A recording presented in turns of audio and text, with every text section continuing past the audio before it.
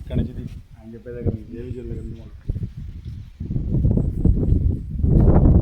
ఇదేరా అయితేనే అన్న గుడి సీతారామచంద్ర స్వామి స్వయంభూగా మాట్లాడిన అక్కడికి వెళ్ళాను ముందుకెళ్ళి చూపించాడు గణపతి విశ్వక్సేన మీరు మాట్లాడుతుంటే మీది మాట వాయిస్ మనిషి కనపడతారు అందులో 3 ఛానళ్ళు ఉన్నాయి మరి శశినుడు ఆయన వినాయకుడు స్వామివారి యొక్క పాలపాలకుడు జయ విజయులు భక్త శిఖామణులు ద్రవిడ ప్రబంధాలు 4000 శ్లోకాలతోటి స్వామివారి యొక్క వైభవాన్ని ద్రవిడ వేదాంతం 4000 దివ్య ప్రబంధాన్ని ఉద్గ్రంథాన్ని అన్నటువంటి రాసినటువంటి విష్ణు యొక్క అంశతో జన్మించినటువంటి వాళ్ళు స్వామివారు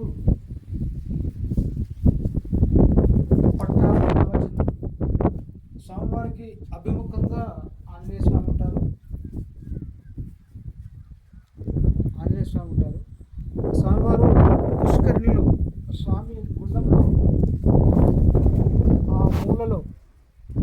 ఆ మూలలో చిన్న గుహ ఉంటుంది. ఆ గుహలో స్వామివారు స్వయంభుగా కొలువై ఉంటారు. ఆయనకు అభిముఖంగా స్వామివారు జలనారాయణ రూపంలో స్వామివారు ఉంటారు. వారికి అభిముఖంగా అక్కడ గరుత్మంతుడు ఉంటాడు ఆయన యొక్క వాహనంగా.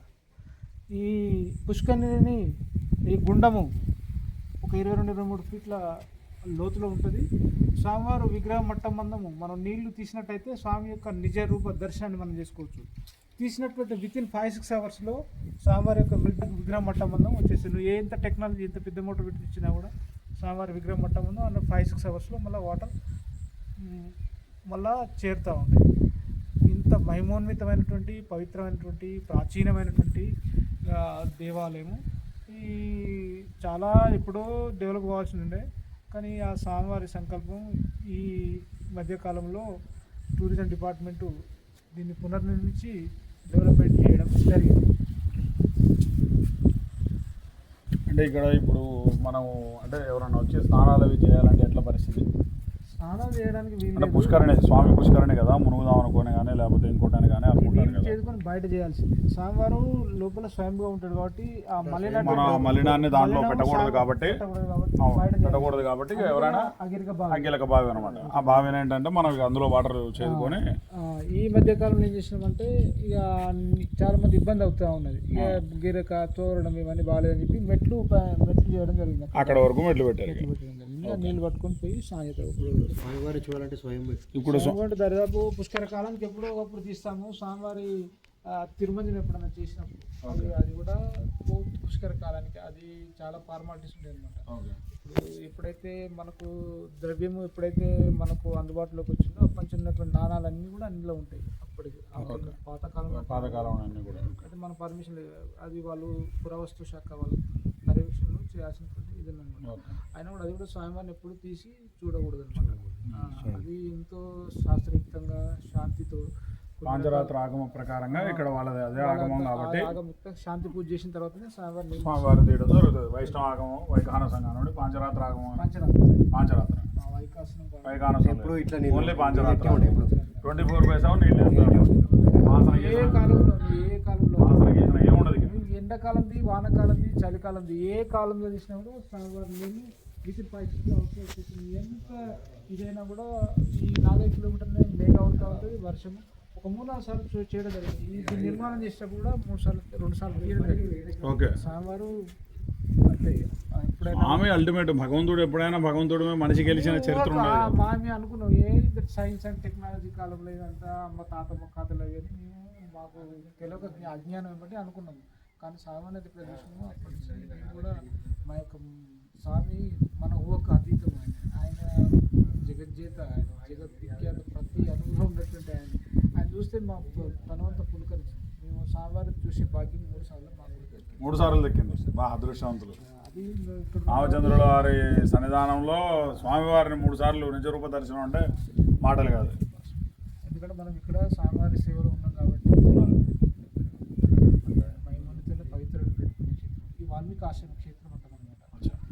స్వామివారు అమ్మవారిని అడవిలో వెలిసిపోయినప్పుడు అమ్మ వాల్మీకి ఆశ్రమం చేరుకుంటారు అనమాట. చేరుకుని స్వామివారి సంరక్షణలో ఉండి లవకుశులకి తిరుమల జన్మిస్తుంది. జన్మస్థలం కూడా లవకుశుల యొక్క జన్మస్థలం.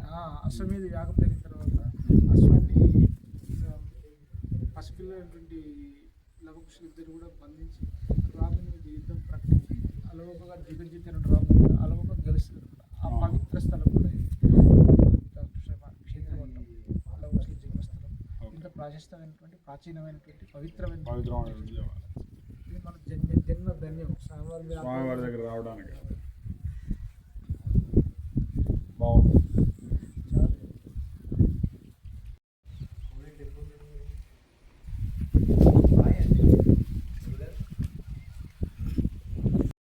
బహుకర జీవుల వరకు కూడా అనేక ప్రాబ్లం వృద్ధి జరిగింది. స్వామివారి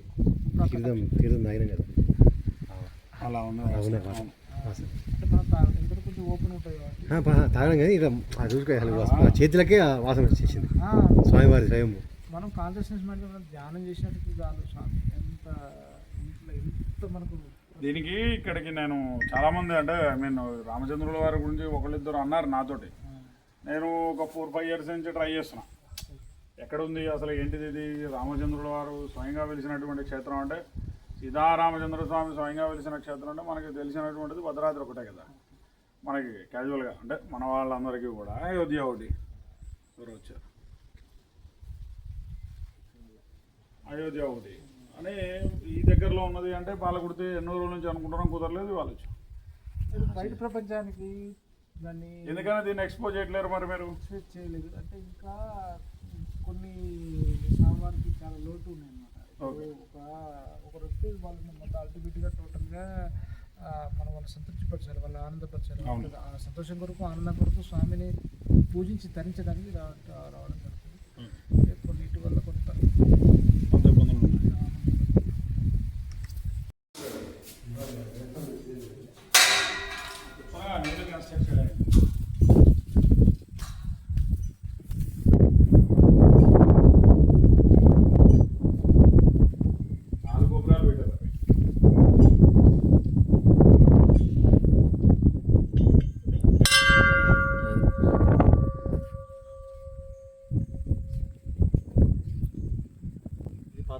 వాల్మీడి సీతారామచంద్ర స్వామి వారి యొక్క పాత కళ్యాణ మండపం దేవాలయం ఉన్నప్పటి నుంచి అప్పటి నుంచి ఇప్పటి వరకు ఉన్నటువంటి మహాకళ్యాణ మండపం. ఈ మండపంలోనే సీతారామచంద్ర స్వామి వారి యొక్క కళ్యాణం త్రేతాయుగం నుంచి ఇప్పటి వరకు కూడా స్వామివారి యొక్క కళ్యాణం అనేటువంటిది ఈ మండపంలో చేసినట్టున్నారు.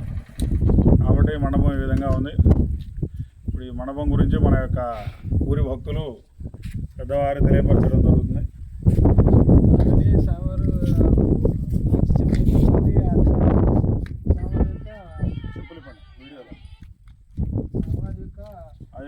కళ్యాణ ఉత్సవం మండపం చాలా ప్రాచీనమైనటువంటి కాకతీయుల కాలంలో నిర్మించినటువంటి వాళ్ళ శిల్పకళ నిర్మాణ శైలిలో నిర్మించినటువంటి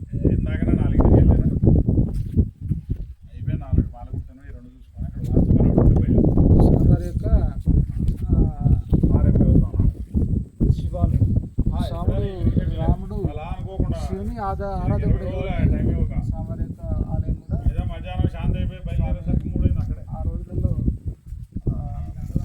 ఆలయం కొత్తది కానీ స్వామివారి యొక్క ప్రతిమ చాలా చాలా పురాతనమైనది. స్వామి దర్శనం చేసి ఇప్పుడే వల్మిడి వచ్చి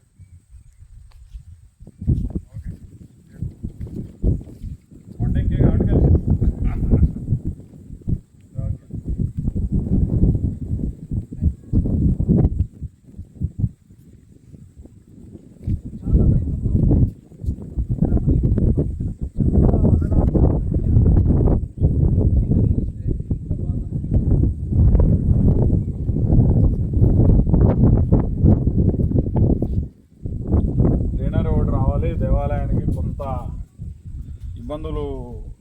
మంచిగా సఫిషియెంట్ ఏంటంటే ఉదయం సాయంత్రం స్వామివారి కొరకు వచ్చే భక్తుల కొరకు అన్ని సకల సౌకర్యాలు ఏర్పరిస్తే బాగుంటుంది ఇంకా. ఆలయానికి అనుబంధ నిర్మాణాలు అనేది పెండింగ్ ఉంది. అవును. అది పెద్ద ఆశ్చర్యపాత్రం. ఓకే. అది ఇంకొకటి చేస్తే అయిపోతుంది. స్వామివారు నాన్న ఎవరైనా ఇట్లాంటి వదిలేలా మాట్లాడదు అనేసి అదే వస్తుంది.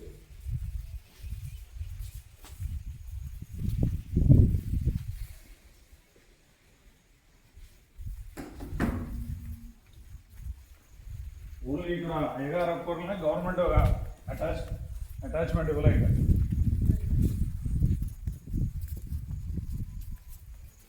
ఊళ్ళో కూడా దాన్ని ఇంట్రెస్ట్ పడుతూ ఉండాలి.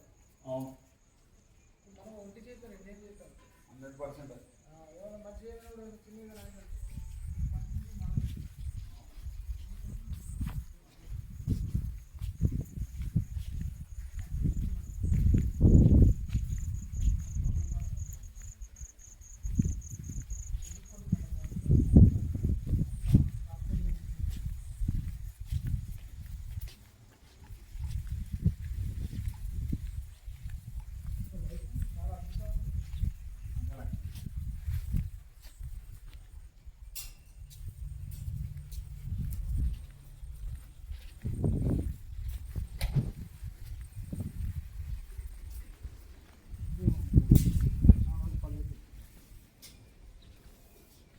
అన్నీ పెట్టకు, కొన్ని ఎడిట్ చేసి పెట్టు.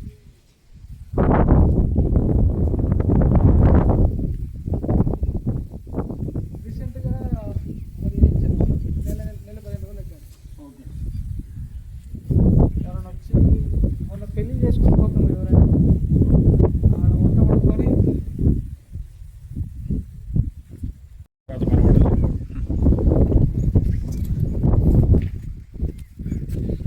నువ్వు కనపడదు కదా.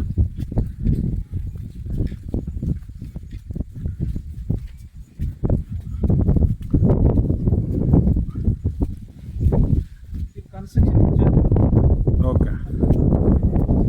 ఓకే.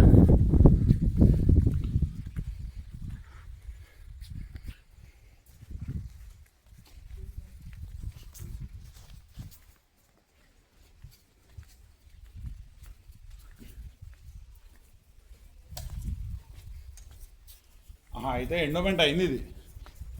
పూర్వం నుంచి రెండు పెట్టారు. పాలు కూర్చుంటే ముందే ఎండబెట్టింది. మరి అప్పుడు అయ్యగారు మరి ఇక టైమింగ్స్ ప్రకారం ఉండాలి కదా. ఇక దానికి అట్లా అంటే ఎండోమెంట్ అయితే ఒక లెక్క ఉంటుంది కదా అని అంతే. వాళ్ళు కూడా దద్దమ్మలు ఉన్నాయి.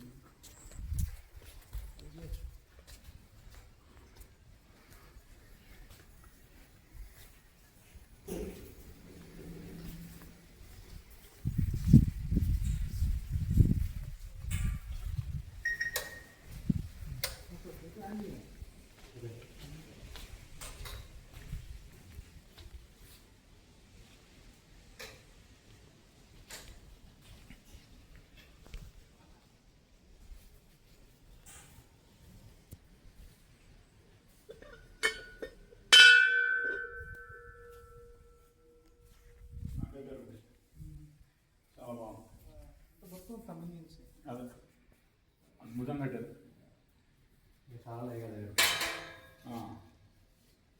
అద్భుతమైన గుడి, చాలా బాగా కట్టారు. ఆంజనేయ స్వామి, గోదామ రఘురామాలు.